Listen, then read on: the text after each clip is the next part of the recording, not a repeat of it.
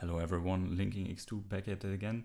So, with RNG being crowned this year's MSI Champion, we saw quite a few games this year, because we had a larger MSI than ever. And at first each region brought their own red of the game with them. But over the course of the tournament we saw something developing. The meta, of course, the most effective strategies and the most popular picks. To figure out now what was the meta, what was the popular playstyle, let's take a look at the different champions that are being picked together and banned, so that are being valued the strongest and most efficient ones. Looking at the top lane, we see Gnar, Lee Sin and Jace being in the top 3. So we see overall carry-orientated top laners, bruisers and skirmish-heavy picks that also offer quite a few abilities to secure lane dominance against others through either high damage or outplay potential. Moving to the jungle, we see Udyr, Rumble and Morgana being very high in priority. Overall, these are fast clearing junglers. We discussed the triangle of power in like a combat triangle, with Udyr beating Rumble, Rumble beating Morgana, and then Morgana beating Udyr again. And these champions through this are also quite different from each other, right? Udyr being more of a tank, at least the playstyle he was being picked with Turbo Chem Tank or the Frostfire Gauntlet. And yeah, he was more of a frontliner to set up team play more easier and straightforward. Rumble being the most aggressive option out of the three, supporting his team with damage. But from what we saw, his playstyle being a bit more difficult for most junglers to adapt, he was dropping in popularity over time. And then Morgana with tons of utility through different plays and spells she has, supporting her team with that. So overall, they were setting up their team with their damage, HP or utility, and while they were able to carry with their fast clear speed, they were more enablers through that really. Looking at the mid lane, Victor, Orianna and Zoe. Overall these were control mages that work best of little AP values because of the AP items being quite terrible at the moment, so they have very strong kits. And they work also very well against engage or with engage as a follow-up, and also with many short range champions. They also offer a bit more wave clear in these type of scenarios. Coming down to the bot lane, the AD carry position, in fact, the most important position in my opinion, Kaisa, Tristana and then Varus and Xayah are being tied. So we see AD carries that scale, but can also skirmish very well, which means also that they have some tools to protect themselves, right? Tristana ult, rocket jump and so on.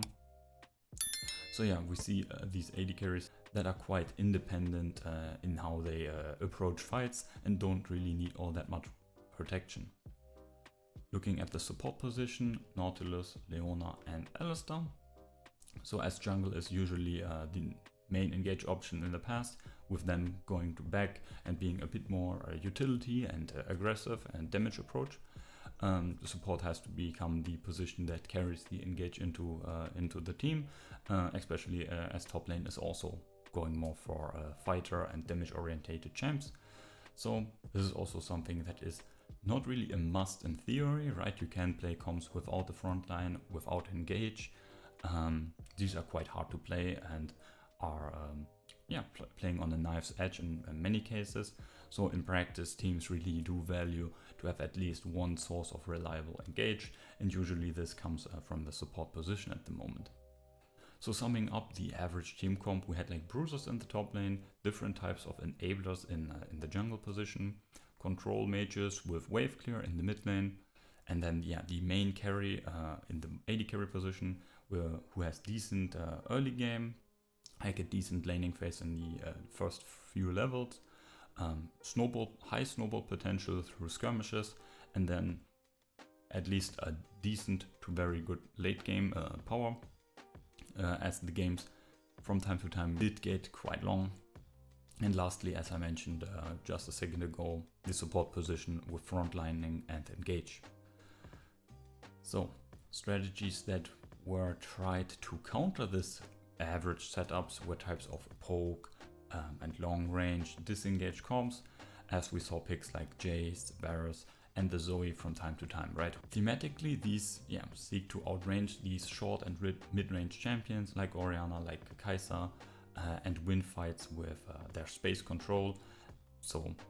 But as I alluded to at the beginning, these comps are quite harder to play due to squishier champions, DPS issues versus too many tanks, and overall high vision reliance without too many face checkers. So these comps tend to get overrolled quite harshly if they do fall behind or have some missteps.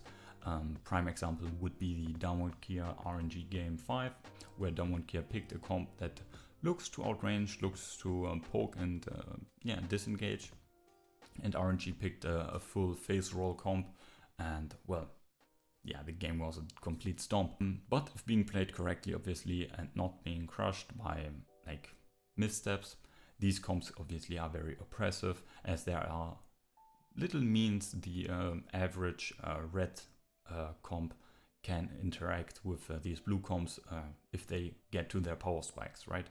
In champion colors, we would say that the meta was mostly red champions with a bit of white, so we weren't like super red like Renekton, Nidalee stuff. We saw that from time to time, and Renekton was one of the most banned champions. So there was the red element was surely there, but we had some white elements being mixed in. Like Udyr, for example, has white elements in himself, Tana a bit. We saw not a complete red comp, or like complete red meta, like we saw 2018, for example. There are some green aspects here and there, but there were only far in between. So usually we have these knife fights. You can imagine them as red comp versus red comp. So really getting up close and personal. And what's here the nice analogy we can use the knives for. So the knives fights, you can imagine them as if you lose, right, if you get stabbed once, you're so injured that you can't get really away and get stabbed all over again. And also for the person stabbing you, he's also still very vulnerable, right? Knives are very short range weapons, so there's always a high risk in them. And also if you're getting stabbed, there's little you can do to get away from it, because your own ability to counteract is also very short range and also very risky, but you're already injured and so on. It's like losing harder, but also if you're winning, there's always a risk to get injured. So it's very highly volatile and can like swap very easily if one team is really messing up very hard. White elements, you could argue that there were some like shields or body armor or what you want to imagine in this analogy. So these shields, right, white elements and champions are a bit sturdier. And if you remember, or if you haven't seen my How to Draft series in terms of champion colors, the white color is always something like a shield that is blocking red color aggression, especially in the earlier stages. So this was the common meta where we had like red and white elements. In some cases, teams try out comps with these blue elements.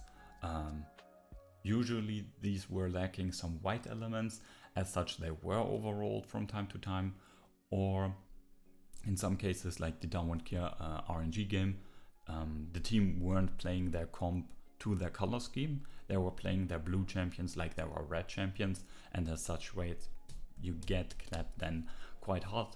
But in some cases we actually did saw blue and white colored comps, and they were actually able to deal with the red comps quite effectively and punish their forwardness. So coming to the end of this first part of the MSI meta review, we now know what the meta was, right? Red comps, very aggressive, very short ranged, getting into the thick of things, and very snowball reliant, but also very effective in the snowball because the opponent team usually doesn't have too many comeback abilities themselves. So with that knowledge, we will then approach in the next video how to counter this meta, what teams could have done, what some teams did try, and maybe why we didn't saw these counters come in at the given points in the tournament. Interested in that, hit that subscribe button to not miss out on the future content. And if you liked today's video, maybe consider giving it a thumbs up to show your support. Really helps out a lot. So yeah, that's it for today. We see each other shortly after. Till then, I wish you all a great time. Bye.